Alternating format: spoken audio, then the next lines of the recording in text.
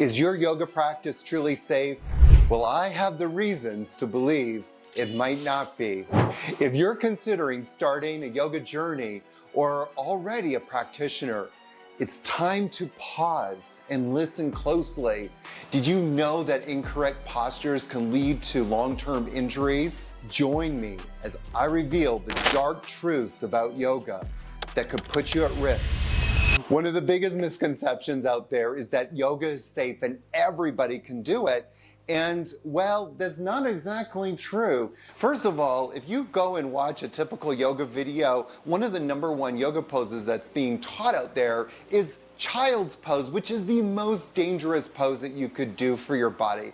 So when we talk about the physical risks of yoga postures, if you're not doing them properly, if you're just kind of flipping through a book and going, oh, I'm gonna try that, well, you can actually end up injuring yourself more and leaving yourself more debilitated.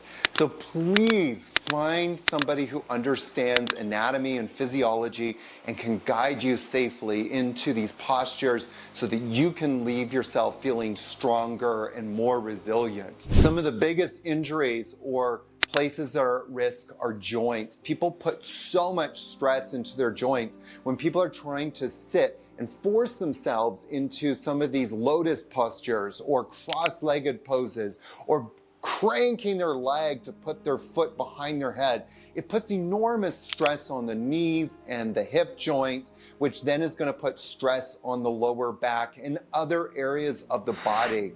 That's one of the biggest areas that we see so many problems. So please get the proper direction so that you can start to do these poses with more engagement. The kinds of people that are most at risk is, other than everybody, is people who are already dealing with injuries, people who are coming into yoga with pain already. Now, please remember, if you're in pain, the best thing to do is actually to start moving. I know that so many doctors say you should rest, rest, rest. Rest leads to more stagnation. It leads to more muscle tightness. So we do need to move. We just need to move intelligently. And that's why you need somebody who has some physiological, anatomical knowledge of the muscular system so that you can start to create more stability in these joints. Stability helps you to become pain-free. If you just start doing these poses, more than likely you are going to create more instability. The result of instability is stress, and the result of stress is inflammation. So some essential precautions that you should take before taking a yoga class with somebody. First of all, what is their background? What is their education? One of the biggest mistakes that most people make when choosing a yoga teacher is assuming that that yoga teacher has knowledge of anatomy and physiology. But I'm here to tell you that most yoga teachers know nothing of the physical body.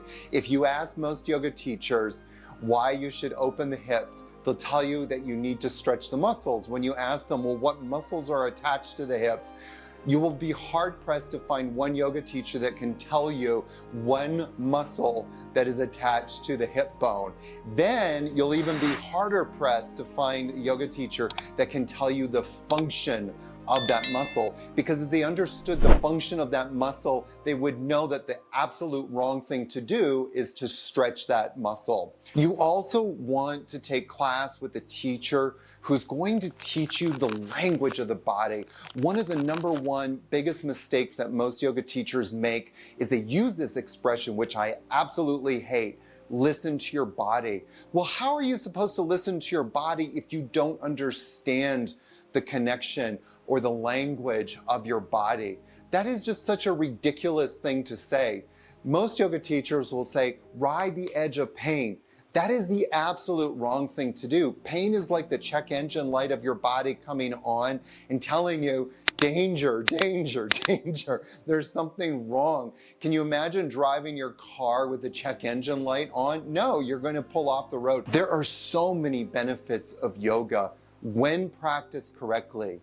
For me personally, one of the biggest benefits is that I develop so much clarity within my mind. And from that clarity and from that feeling of inner peace, I'm able to go into deep rest. When I'm in deep rest, I'm able to restore my body. Now, this isn't something that is just flower pseudoscience. This is actually real science. When we go into rest, we literally, not figuratively, are able to regenerate all of our hormones, all of our peptides and digestive juices and all of the things that are supposed to happen. We're able to completely restore our body and turn back the clock of time. Because recently, as a 52-year-old man, I went and had all of my vitals and stats checked, and one of the things that came back very high was my testosterone levels. And the doctor told me, and this was very shocking to me because I didn't know this, she said that your testosterone regenerates in deep states of rest. That's because my yoga practice did that to me. I also noticed that my body becomes stronger, and as it becomes stronger and more stable, I'm able to live my best pain-free life. So it's kind of difficult sometimes to go out there and find the best kind of yoga class for you to take. There's so many options and such a plethora of different kinds. You have Ashtanga yoga, you have Bikram yoga, you have Yin yoga. Well, I would tell you right now, avoid those ones that I just mentioned. Do not do them. Go and find a yoga teacher who, as I said earlier, has real knowledge of human anatomy, who doesn't focus on stretching. You want to find a yoga teacher that is not interested in stretching, that doesn't try to get you to touch your toes. You know what? You guys are going to be able to touch your toes no problem if that yoga teacher uses intelligent sequencing, does proper muscle activation. You are going to not only be able to touch your toes if that's your goal, but you're going to have so much range of motion in your body. You're going to be able to do all the things that you want to do because you're starting to build and cultivate stability with somebody who has real knowledge of how the muscular system works. So definitely avoid those four that I mentioned: the Bikram yoga, the Yin yoga, the Ashtanga yoga, and the power yoga. You definitely want to avoid those ones like the plague.